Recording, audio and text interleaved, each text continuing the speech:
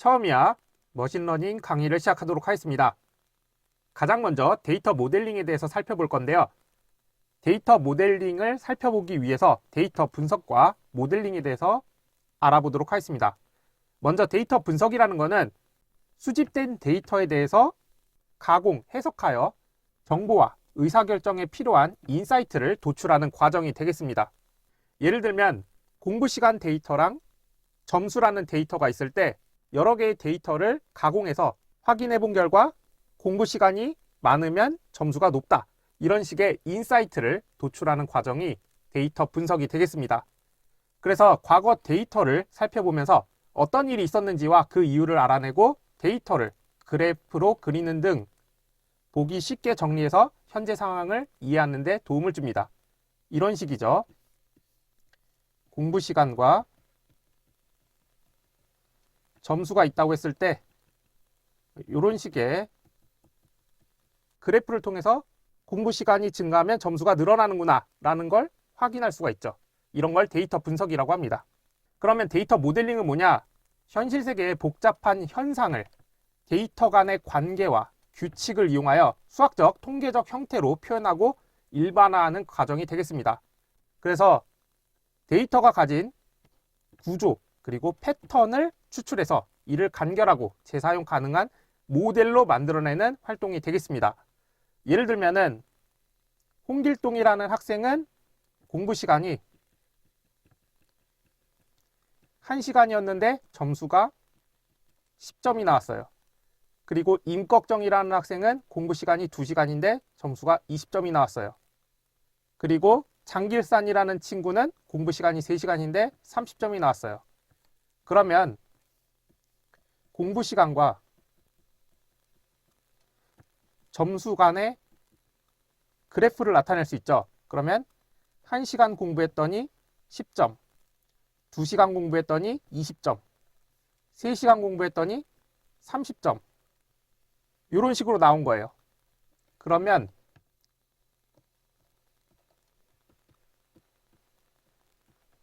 수학이라서 조금 어려울 수 있겠지만 공부 시간을 x라고 하고 점수를 y라고 하면 y는 지금 1시간 공부할 때마다 10점씩 늘어나죠. 그러면 10x 이런 관계가 됩니다. 그러면 여기에 x에다가 1을 넣으면 y가 10이 되죠. 이런 식으로 모델을 만들어요. 이랬을 때 그럼 이 상황에서 어떤 사람이 4시간 공부했대요. 그러면 이 사람이 받을 수 있는 예상 점수는 어떻게 되느냐? 이 공식에다 넣어보면 알겠죠.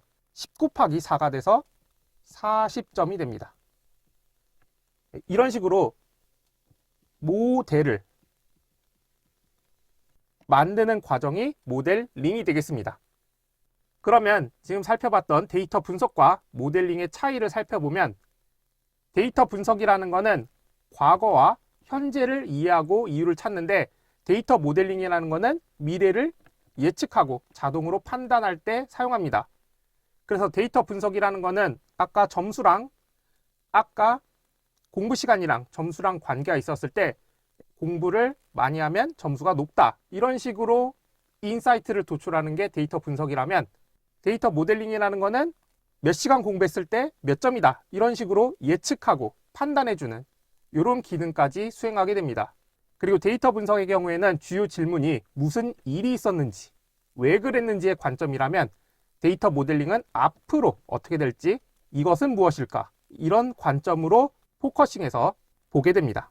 그래서 전반적으로 데이터 분석이라는 것은 과거랑 현재가 중심이라면 데이터 모델링은 미래 중심입니다.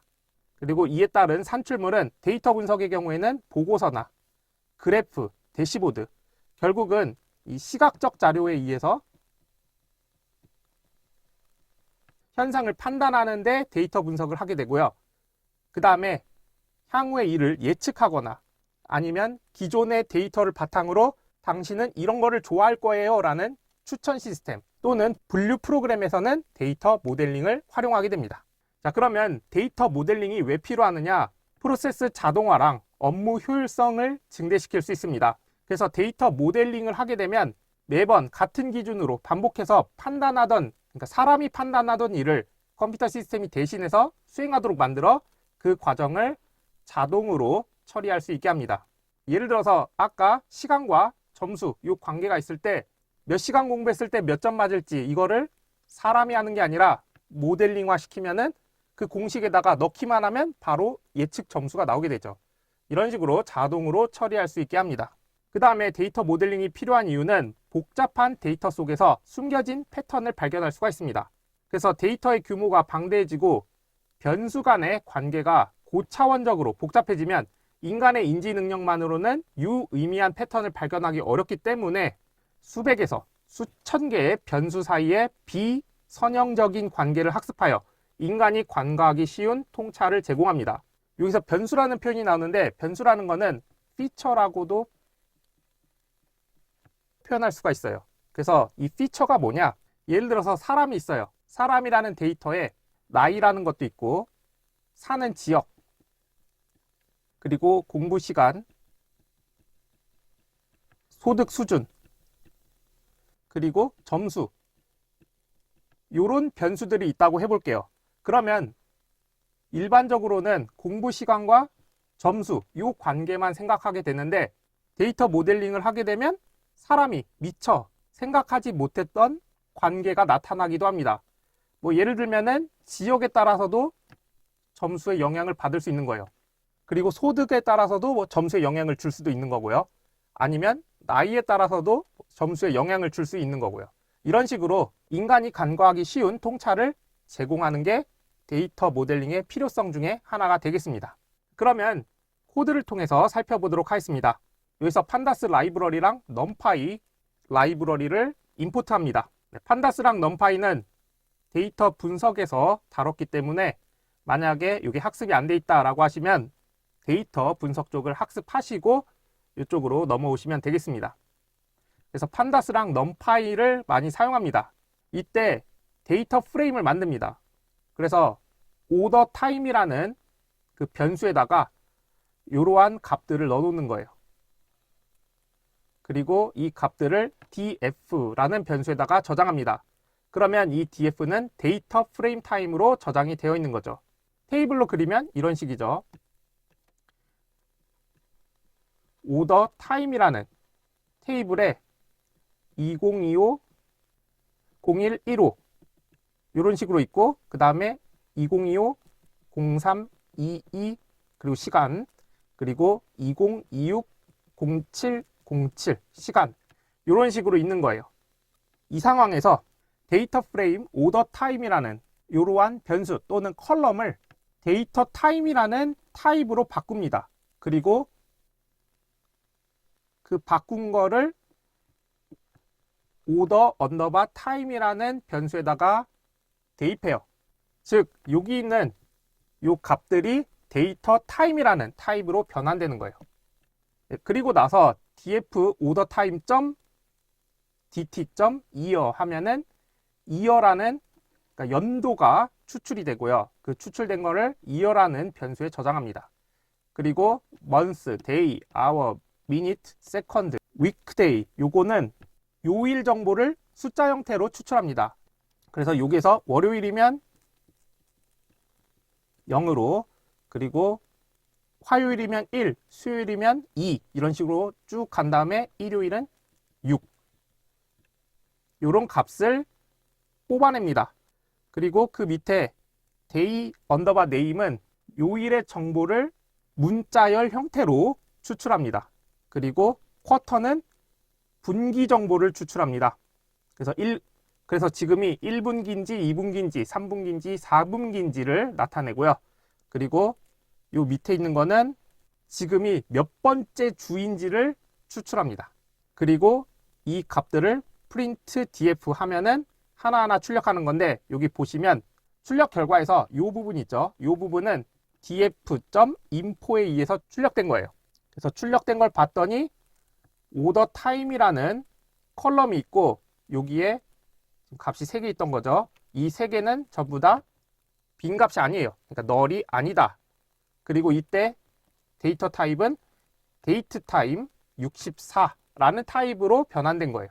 그리고 마지막 프린트 df에 의해서 이 데이터 프레임이 출력된 건데 여기 이어부터 쭉 차례대로 있죠. 이 값들이 하나하나 추출된 거예요. 다음으로 데이터 모델링의 유형에 대해서 살펴보도록 하겠습니다. 먼저 예측인데요. 예측은 입력값과 결과값 사이의 관계를 학습하여 새로운 입력에 대해 숫자로 된 결과를 예측하는 모델링 방법이 되겠습니다. 그래서 아까 공부 시간과 점수가 있었죠. 그래서 공부 시간, 점수. 그러면 홍길동은 1시간 공부했더니 10점, 임꺽정은 2시간 공부했더니 20점, 장길사는 3시간 공부했더니 30점. 이런 식의 값들을 선으로 이어요. 이거를 회귀 분석이라고 합니다. 그러면 공부 시간이 x이고 점수가 y라고 했을 때 y는 아까 식에 의하면 10x 이런 값이 나오는 거예요. 이런 식으로 회귀식을 도출한 다음에 이걸 바탕으로 값을 예측하는 그러한 유형을 예측 유형이라고 합니다. 다음으로 분류인데요. 분류는 학습된 특징을 바탕으로, 여기서 특징은 피처를 얘기합니다. 그래서 새로운 데이터가 어떤 그룹에 속하는지 자동으로 분류하는 모델링 방법이 되겠습니다. 핵심은 분류하는 거예요. 예를 들면은 백화점에 들어오는 고객이 있다고 해볼게요. 그랬을 때 고객이 백화점 안에 머무르는 시간, 그리고 백화점에서 실제 산 금액, 매출액이죠. 고객당 매출액 이런 게 있을 때 이제 값들이 있을 거예요.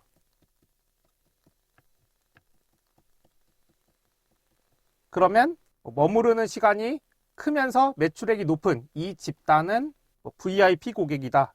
여기 있는 그룹은 일반 고객이다. 이런 식으로 그룹을 분류하는 이러한 모델을 분류 모델이라고 합니다. 그러면 분류 모델 예시를 보도록 하겠습니다. 예를 들어서 데이터가 공부 시간, 점수가 있다고 해볼게요. 그리고 여기에서 예측 결과가 있습니다. 그래서 1시간을 공부했는데 10점이 나왔어요. 그래서 이 사람은 불합격. 그리고 2시간 공부했는데 20점 나왔어요. 이 사람도 불합격. 5시간 공부했는데 50점 나왔어요. 이 사람은 합격. 그리고 7시간을 공부했는데 이 사람도 55점을 받았어요. 그럼 합격. 이렇게 했을 때 공부 시간과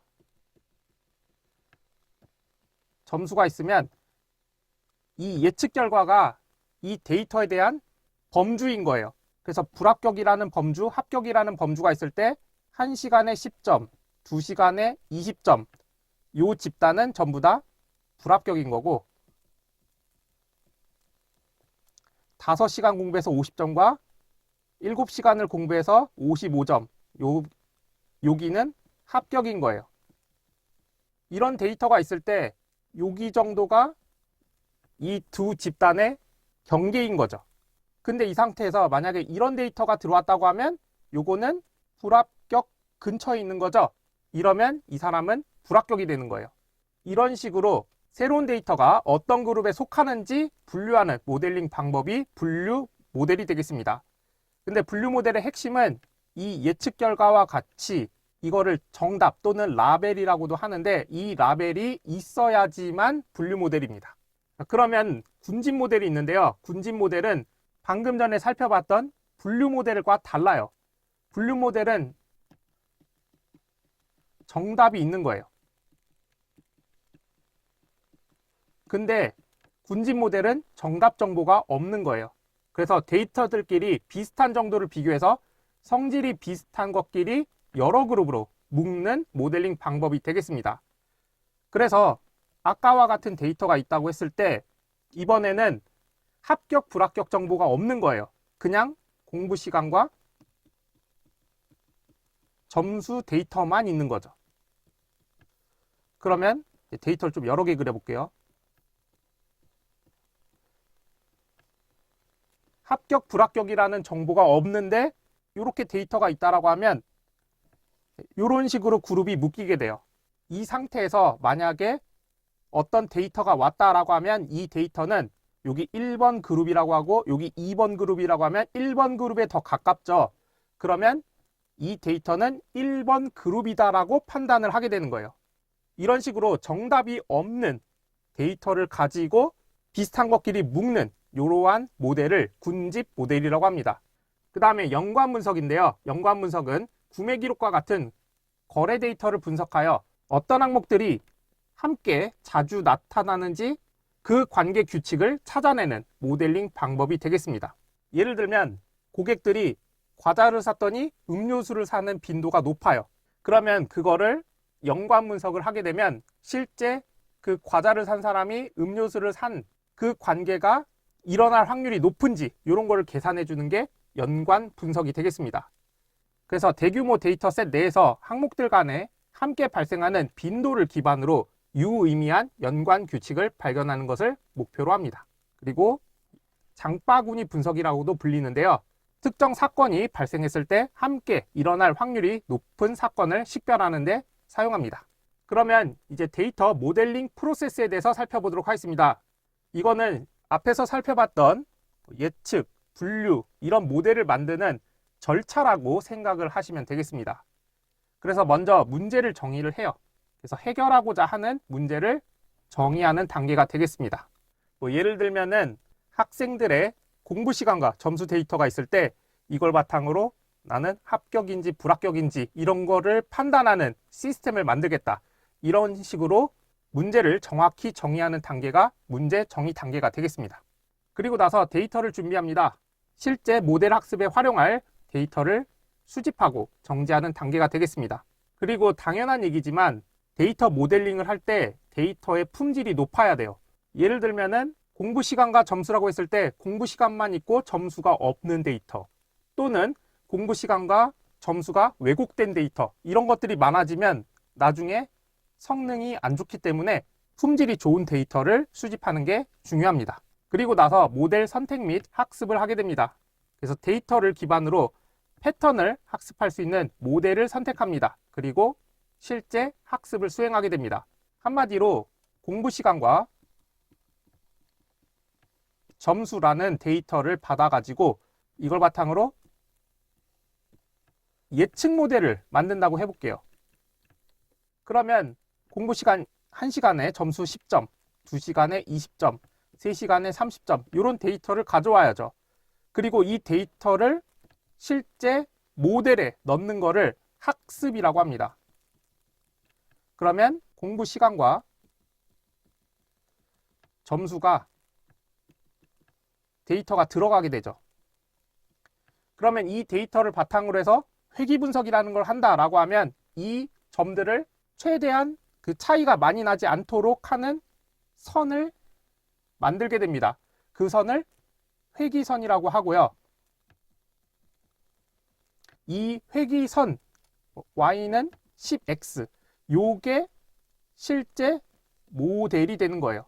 즉, 이 학습 데이터로부터 이러한 모델이 만들어지게 되는 거죠. 그렇기 때문에 이 공부 시간과 점수 데이터가 많으면 많을수록 이 회귀선이 더 정확해지는 거죠. 그러니까 공부 시간과 점수 데이터가 2~3개밖에 없다라고 하면 그 2명, 3명 학생의 공부 시간과 점수에 포커싱 돼서 그래프가 나오게 되는데, 만약에 한 100명, 1000명이다라고 하면 일반적인 회귀선이 나오게 되죠. 그렇기 때문에 이 머신러닝에서는 데이터가 많으면 많을수록 성능이 좋다고 할 수가 있습니다. 그 다음에 모델 평가입니다. 학습이 완료된 모델이 실제 얼마나 정확한 예측을 수행하는지 검증하는 단계입니다. 실제로 데이터가 3개, 4개 있지는 않아요. 모델링을 하게 되면 데이터가 엄청 많게 되는데, 예를 들어서 100개의 데이터가 있다고 해볼게요. 그러면 이 100개의 데이터를 전부 다 모델링에 사용하는 게 아니라 90개는 모델링을 하는데 사용해요. 그래서 어떤 회귀선이 나왔다고 해볼게요. 그러면 나머지 10개를 가지고 실제 이 모델에다가 넣어보는 거예요. 그래서 넣어서 이 모델이 얼마나 정확한지를 측정하는 거죠. 이런 식으로 검증하는 단계가 모델 평가 단계가 되겠습니다. 그 다음에 모델 배포 및 활용인데요. 모델을 실제 시스템에 적용하여 새로운 데이터를 입력받아 예측, 분류, 추천 등의 결과를 자동으로 제공하고 그 결과를 업무나 서비스에 지속적으로 사용하는 단계. 이게 모델 배포 및 활용 단계가 되겠습니다. 그래서 모델이 만들어지면 이걸 가지고 서비스를 하게 되고 서비스를 하다가 또 데이터를 받게 되면 그 데이터를 추가해서 다시 모델을 만들어서 다시 서비스를 하고 이런 식의 과정을 수행하게 됩니다. 이렇게 해서 데이터 모델링 개요에 대해서 살펴봤습니다. 이제 나머지 내용들은 다음 시간에 이어서 진행하도록 하겠습니다. 감사합니다.